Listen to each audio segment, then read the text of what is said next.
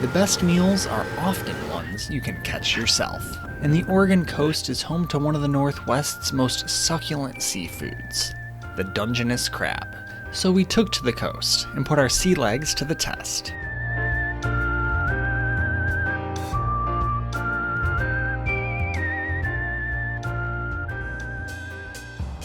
On a Friday in early December, we drove toward Rockaway Beach to go crabbing at Kelly's Brighton Marina on Nehalem Bay, roughly 100 miles or about a 2-hour drive from Portland. We are headed out to the coast right now, and apparently I am going to learn how to go crabbing today.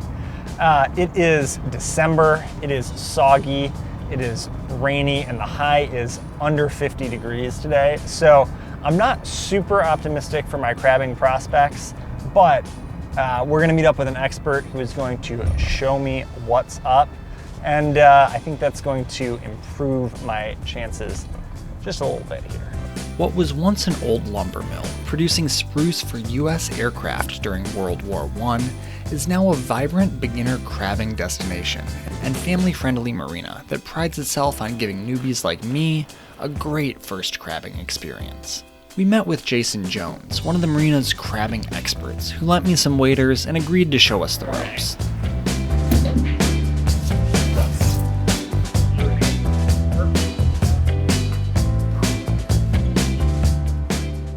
So I have never done this before. You have done this a bunch. You got it. Give me the lowdown on what we are getting into here. All right, we're gonna go throw some crab rings in the water and catch us some Dungeness crab. We'll hop on one of the boats. We'll head out. I know a few good spots where we can drop some pots and hopefully catch us some lunch and some dinner today. I love that. I love that. Lunch and dinner. We got high expectations. Gotta set them high. Gotta set them high. That's good. That's good. So, what do you tell newcomers like me before we head out? What's kind of the intro spiel here? You know, the distance you want to drop the pots, we want to go at least 100 feet in between our pots. Okay. We don't want to drop them too close. Generally, we like to drop them in a straight line and kind of find our line, but being that tide's going out today, I think we're going to go ahead and drop in a few spots, see where the sweet spot is, and then we'll run straight lines. I'm ready if you're ready. I'm good to go. All right, onward.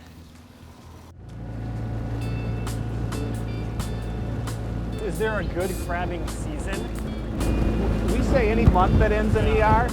We took the boat out a ways from the dock, and I took notes as Jason showed me how to throw out the first crab pot. So this whole mechanism would be referred to as a pot here. Yep. This one guy. This is a pot, and the reason we call it a pot, number one, it's the shape, and then there is no top to it. Toss her overboard? Yep. Toss her overboard. Then I threw out the next few.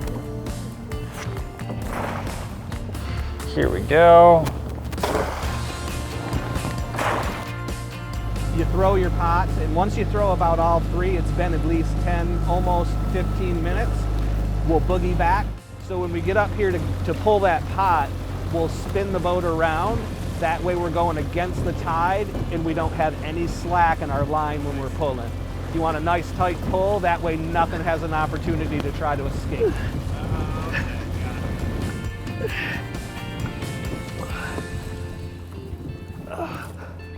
And this time we got a tiny female. It's very wide after that first joint there. That lets you know it's a female. The males will be more straight and won't be as wide in this area here. We don't eat the females. I mean, there's no difference in taste or anything like that, but you want to repopulate, especially after commercial crabbing and all the crabbing that we do here in the bay. Back she goes. Then it came time for my turn.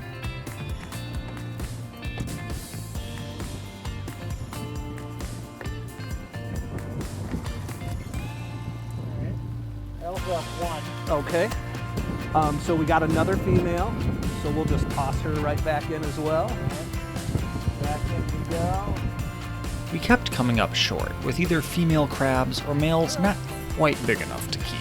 In accordance with the Oregon Department of Fish and Wildlife, crabs you can keep must be male and measure 5 3/4 inches wide across their back.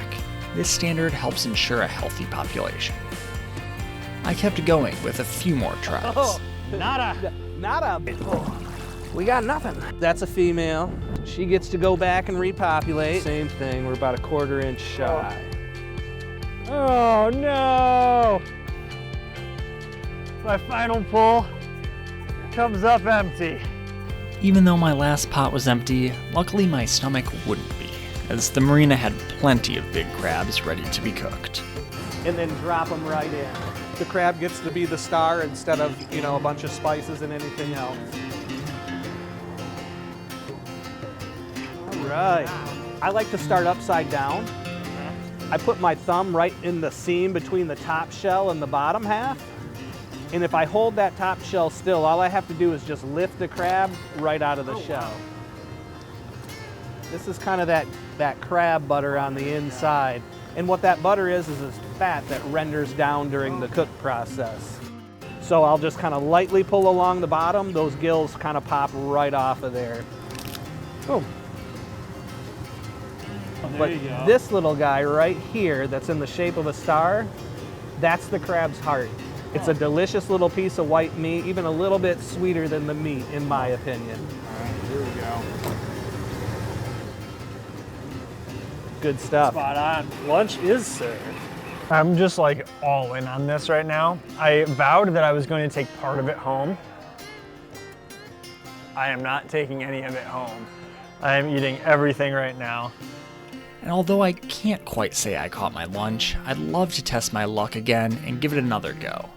Maybe on a 70-degree summer day next time.